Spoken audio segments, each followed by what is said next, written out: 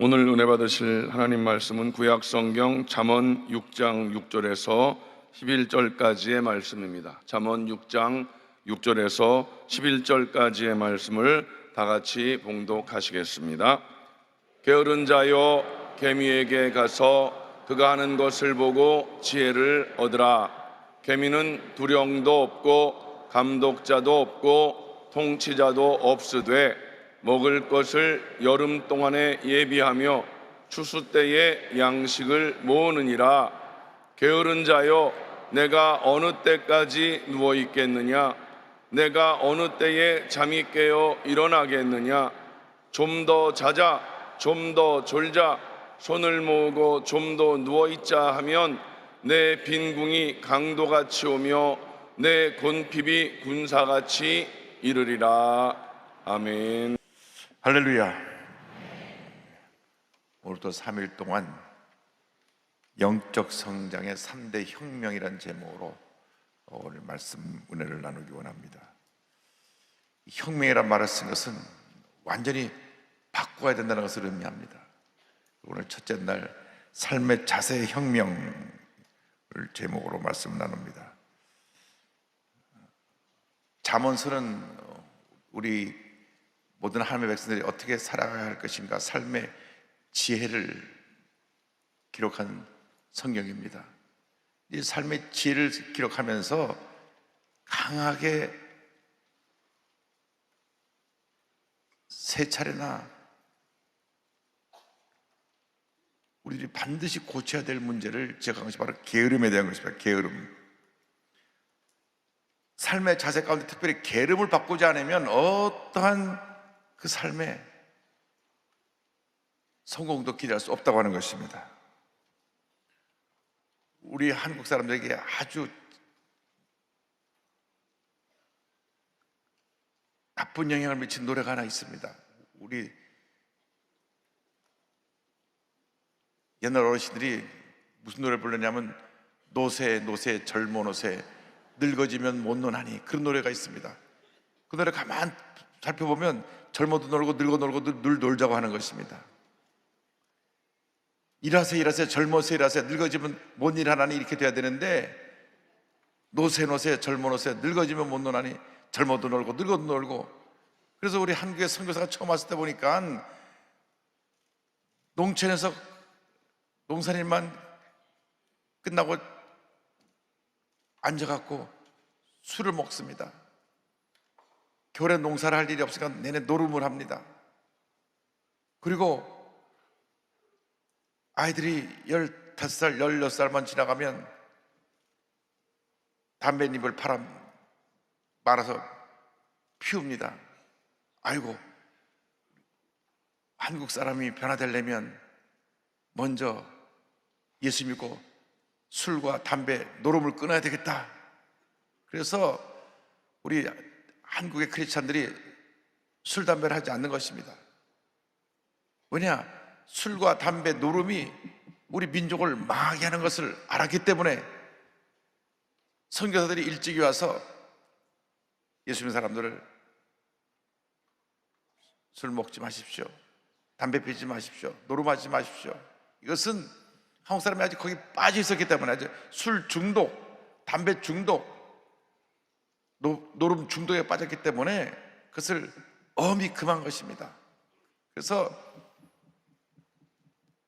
한국의 민족성을 바꾸는데 큰 공을 세운 것입니다. 가끔 우리가 밑에 사람을 전도하면 나 교회 안 나간다고, 거기 가면 술, 담배 못하니까 교회 안 나간다고. 술, 담배가 구원과 관계된 것이 아니라 우리의 삶의 자세와 관계된 것입니다. 이 자세는 뭐냐면 게으름과 연결되어 있습니다. 게으름의 문제를 우리가 좀 전에 본 잠언서 6장 6절 11절에 강력하게 경고하고 있습니다. 거기가 6절을 보면 게으른 자가 개미에게 가서 그가 하는 것을 보고 지혜를 얻으라 그랬습니다. 대부분 사람들이 게으른 습성을 갖고 있습니다. 사람이 원래 게으릅니다. 원래 게을러요. 눕고 쉬는 것을 좋아합니다. 좀만 시간 나면 자꾸 누우려고 그럽니다. 누워있다 보면 또 잠이 듭니다. 또 한국 사람들이 삶이 윤택해지고 나서 3D 직종에 가지 않는다 그럽니다. 3D란 뭐냐면 difficult, 어려운 일. 또 하나 dirty, 어려운 일.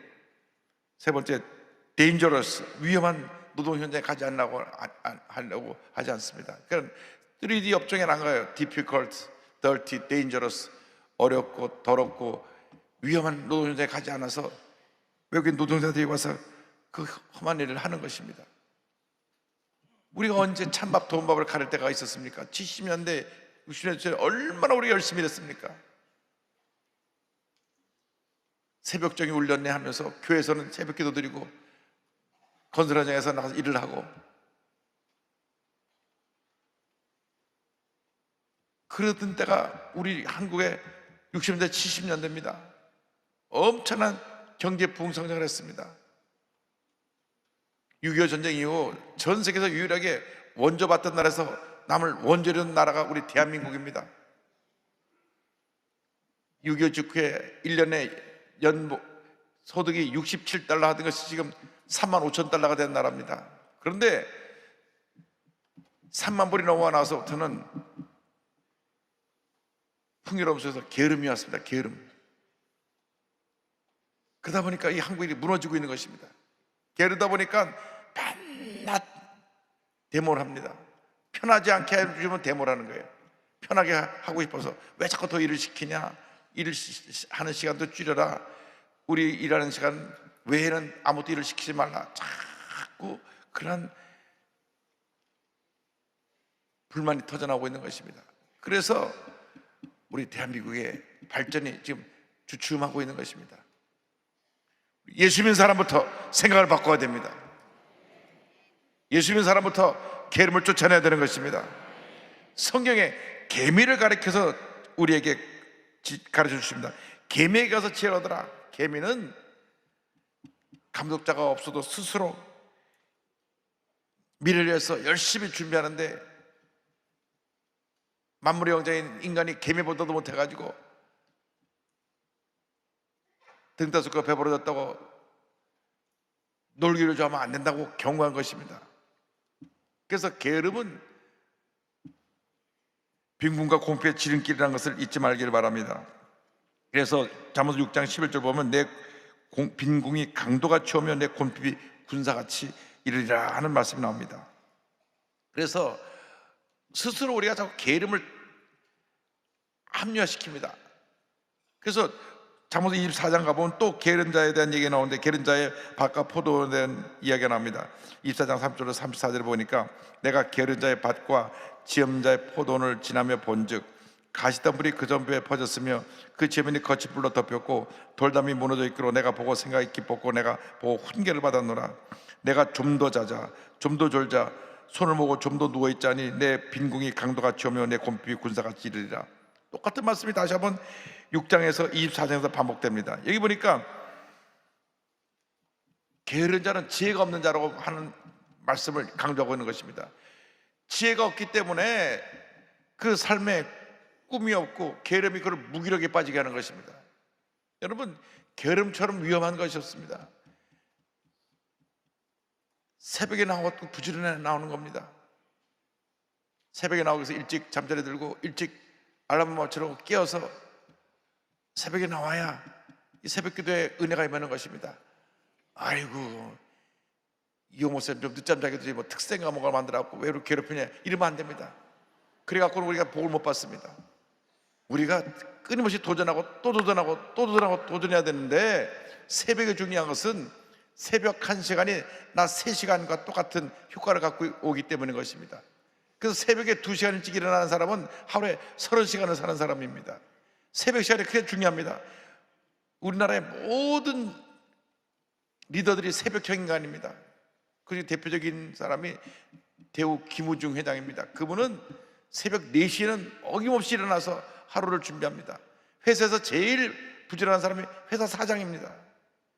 회사 사원은 9시 출근이라고 막 출근 시간에 맞춰서 땡 할 때 허걱거리고 들어오지만은 회사 사장은 벌써 새벽부터 깨어서 회사 일을 생각하는 것입니다. 24시간 회사 생활을 하는 사람은 회사 사장밖에 없습니다. 회사 사원은 그냥 월급만 제때 받으면 되고 추석 때 보너스 받으면 되고 잘 놀게 해주면 됩니다. 사원들의 마음입니다. 왜? 자기는 월급쟁이라고 생각하기 때문에. 그러나 내가 주인의식을 갖고 있는 사람은 누가 뭐라지 않아도 일찍 나와서 일 준비하고 성실하게 최선을 다합니다. 삶의 자세를 바꾸지 않으면 우리에겐 성공은 기대할 수 없는 것입니다. 최선을 다해야 됩니다. 1분 1초를 아껴서는 안 됩니다.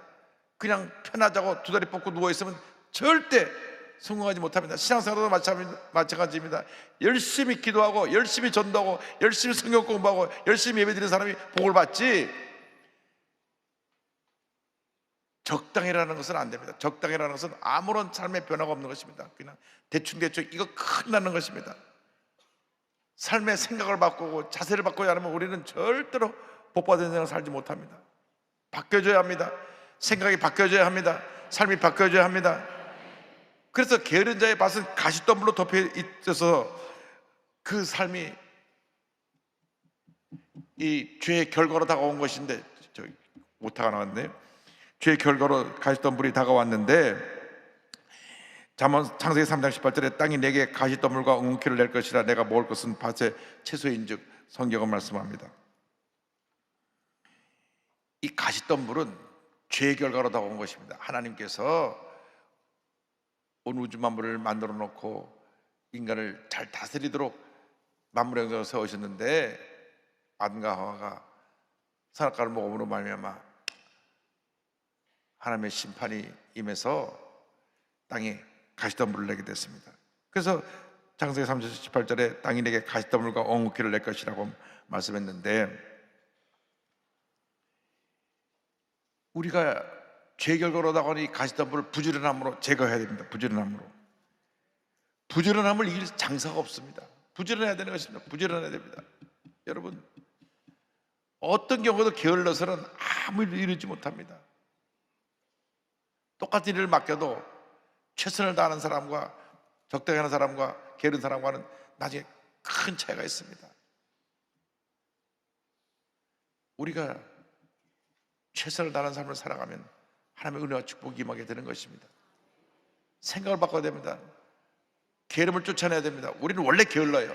원래 우리 인간이 게으릅니다. 편한 거 좋아합니다. 그러나 하나님의 사람들은 게으르고 편함은 그것을 좋아하면 안 됩니다. 편한 거하고 육체가 쉼을 갖는 거하고 전혀 다른 차이입니다. 늘 깨어 있어야 되고 늘 부지런해야 됩니다. 제가 오래전부터 앞으로 아시아에 주목할 만한 나라는 베트남이라고 얘기한 바가 있습니다. 제가 이 얘기를 한 지 10년 넘은 것 같아요. 요즘 전 세계가 베트남을 주목하고 있습니다. 저는 왜 베트남이 아시아에서 한국같이 크게 붕하고 발전한 나라라는 것을 미리 보았냐면, 그 나라 가니까 새벽 5시 반부터 6시 반 사이가 트래픽이에요. 차가 얼마나 많고 오토바이가 얼마나 많은지. 다 젊은 사람들입니다. 젊은 사람들이 새벽형이에요. 다 새벽에 일어나서 일하러 가요. 새벽 몇 시부터 7시부터 저녁 몇 시까지, 8시까지 하루에 13시간씩 일합니다. 하루 13시간씩 일하는데 어느 나라 민족이 당할 수 있습니까? 우리나라는 하루 8시간 하는 것도 더 줄여갖고 일주일에 지금 닷새 일하는데 4일 일하자고 하는 사람들이 나오는데, 그만큼 우리가 풍요로움 속에서 게을러진 겁니다. 이분들은 월, 화, 수, 목, 금 하루 13시간씩 일하고 토요일 날은 또 오전 근무하고, 옛날에 우리가 토요일 날 오전 근무했지 않습니까? 학생도 오전에 학교 다니고. 우리는 미국이나 서구 유럽처럼 주 닷새밖에 일 안 하잖아요. 요즘 또 4일만 일하자고 그러는데, 이번엔 또 추석 연휴에 10월 3일 징검다리 깼다고 또 10월 2일도 또 놀자 그러고, 노세 젊은 옷에 늙어진 못 노네. 큰일 나는 것입니다. 깨어 있어야 되는 것입니다. 그런데 베트남 사람들이, 청년들이 근면하고 성실하고 열심히 일하고 딴 사람들이 일하는 것에 몇 배 효과를 내고 하니까 베트남은 머지않아서 우리 한국을 따라잡을 만큼 발전하고 따라올 것입니다. 다 젊습니다. 우리나라는 저출산에 아이도 태어나지 않죠. 고임금의 고용시장에 지금 일할 사람이 없죠. 또 뜨리지 힘든 직종에는 아예 사람들이 오지도 않죠. 그리고 편한 일만 찾고 있죠. 이거 큰일 났습니다. 우리 믿는 사람들이 정신을 차려서 민족을 다시 깨워야 되는 것입니다. 깨워야 되는 것입니다. 그런데 베트남하고 한국하고 또 차이가 뭐냐? 우리 한국 사람이 받는 월급의 10분의 1을 받습니다. 10분의 1을 받아 아주 열심히 일을 합니다. 우리나라 이미 임금이 유럽, 미국보다 더 높아져 가지고, 그런데도 우리가 살기 힘들다 그럽니다. 최근에 베트남에서 다들 눈들 돌려갖고 한국도 미국도 다 베트남이랑 이제 가서 계약을 하고 그러는데, 여러분, 우리의 생각을 바꿔야 됩니다. 게으름과 싸워야 되는 것입니다.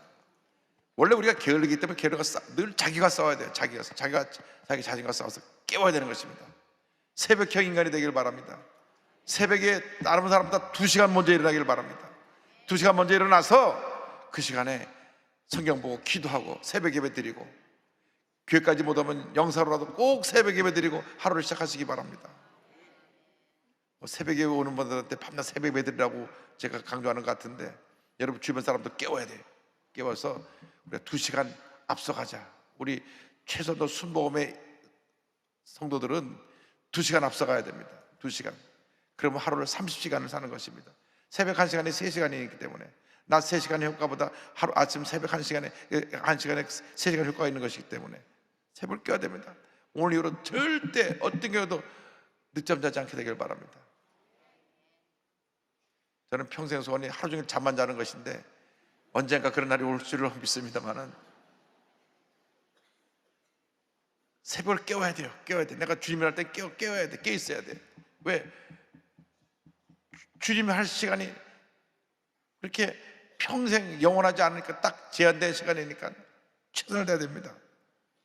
그래서 우리가 삶의 자세를 바꿔야 되는 것입니다. 게으른 자의 세 번째 특징이 있습니다. 게으른 자의 특징인 움직이기를 싫어하는 것입니다. 잠언서 26장 보면 13절로 15절에 게으른 자는 길에 사자가 있다, 거리에 사자가 있다느니라. 문짝에 돌조기를 따라서 도는 것 같이 게으른 자는 침상에서 도느니라. 게으른 자는 그 손을 그릇에 놓고도 입으로 올리기를 괴로워하느니라. 게으른 자는 온갖 삶에 핑계를 댑니다. 아니, 밖에 무슨 나가면 사자가 있어요. 나가서 일어나니까 아유, 밖에 나가면 사자가 나를 물 것 같다고. 사자가 있긴 무슨 사자가 있습니까? 청소를 못 보기도 힘든 세상인데 사자가 있다, 뭐가 있다. 그리고 얼마나 게으른지, 음식을 차려줘도 그 집어서 올려 먹는 것도 귀찮아한다. 하도 게을러 갖고 옛날에 남편이 누워서 잠 안 자고 차려주는 밥을 먹으니까, 그것도 밥을 갖다 떠먹어야죠. 밥을 먹으니까 부인이 친정을 일이 있어서 일주일 동안 다녀올 일이 있어가지고 주먹밥을 해서 이게 목에 걸어주고, 그리고 갔다가 2주 만에 와보니까 목구 재리만 뜯어먹고 죽었어요. 그만큼 우리가 게으른 겁니다. 게으르면 안 됩니다. 1분 1초도 게으름에게 맡기면 안 됩니다. 싸워야 됩니다. 싸워야 돼요. 여러분, 오늘 이 시간부터 여러분 삶에서 게으름을 쫓아내시기 바랍니다. 게으른 사람의 진짜로 문제는 자기를 지혜롭게 여기는 것입니다. 그래서 잠언서 20장 16절에 게으른 자는 사례에 맞게 대답하는 7사람보다 자기를 지혜롭게 여기느니라. 자기가 게을러 터져서 아무도 일을 하지 않으면서도 늘 합리화시키고, 나는 누워있어도 내 할 일 다 한다, 난 저 사람보다 낫다, 스스로 자기를 지혜롭게 여긴다는 것입니다. 진정한 지혜는 게으름을 쫓아내는 것입니다. 삶의 자세를 바꾸는 것입니다. 예수 믿는 사람이 달라지지 않으면 이 나라에 미래가 없는 것입니다. 예수님이 달라지지 않는 사람이 달라지지 않으면 우리 교회 미래가 없는 것입니다. 예수 믿는 사람이 달라지지 않으면 여러분 가정에 미래가 없는 것입니다. 예수 믿는 사람이 달라지지 않으면 여러분 사업에 미래가 없는 것입니다. 여러분, 그래서 오늘부터 결심하시기 바랍니다. 나는 이제 평생 게으름과 싸워서 승리할 것이다. 나는 새벽형 인간이 될 것이다. 다른 사람보다 내가 2시간 앞서간다. 2시간, 새벽 2시간, 남 6시간 일할 때 여러분 최소한도 4시에 일어나서 하루를 시작하면 하루가 위대한 하루, 복받은 하루, 기적의 하루가 되어서 그 기적의 하루들이 쌓여서 여러분 일생이 복받은 인생이 될 줄로 믿습니다. 그래서 오늘 가장 중요한 삶의 자세의 혁명, 여러분이 게으름과 싸워서 한평생 승리하는 삶을 살아갈 것을 오늘 말씀을 통해서 여러분에게 강조하고 또 이 잠언서의 경고한 말씀을 전달했습니다. 그러므로 주님, 오늘부터 내가 게으름을 쫓아내고 늘 내 자신을 연단시켜서 새벽형 인간으로 살게 하여 주옵소서. 다른 사람보다 2시간을 앞서감으로 말미암아 24시간을 30시간처럼 살게 하여 주시옵소서. 그럴 때 하나님께서 여러분 모두에게 큰 복을 줄 줄로 믿습니다. 자리에서 다 일어나셔서 가슴에 손 얹고 아픈 자리에 손 얹고 기도합니다. 사랑과 의뢰와 자비가 원하신 하나님 아버지, 우리 삶의 게으름을 쫓아내게 하시고 주님 앞에서 최선을 다하고 성실함으로 하나님께 영광 돌리며 살아가는 제 모두가 되도록 은혜를 내려 주시옵소서. 저들의 손 꼭 기도합니다. 저들 마음의 소원이 다 주의 뜻 가운데 이루어지게 하여 주시옵소서. 모든 기도의 제목이 응답될지어다. 모든 질병은 묶물로 떠나갈지어다. 치료와 회복이 임할지어다. 건강이 임할지어다. 가정에 하나님의 복이 임할지어다. 자녀들에게 하나님의 복이 임할지어다. 직장과 사업에 하나님의 복이 임할지어다. 하나님의 은혜가 개인 가정 생활 자녀 범사에 충만히 임할지어다. 나사렛 예수 그리스도의 이름으로 명하노니 모든 질병은 떠나가라. 모든 문제는 떠나가라. 게으름은 물러갈지어다. 하나님의 주신 축복이 임할지어다. 믿습니다. 오늘도 주 앞에 예물드린 손길을 받아 복 내려주셔서 그 기도에 응답되게 하시고 우리 인생 다가도록 하나님이 기뻐하시는 삶을 살아가는 제 모두가 되도록 은혜 내려 주시옵소서. 예수님의 이름으로 기도 올리옵나이다. 아멘. 지금은 우리 구주주 예수 그리스도의 무한하신 은혜와 하나님 아버지의 크넓으신 사랑과 성령의 감동감화 인도교통 충만하게 하시니 삶의 자세를 바꿔서 늘 게으름과 싸워 승리하며 주님 앞에서 최선을 다하는 모습으로 살아가기 결심한 주님의 귀한 백성들이 지금도 영원토록 함께 있을지어다. 아멘.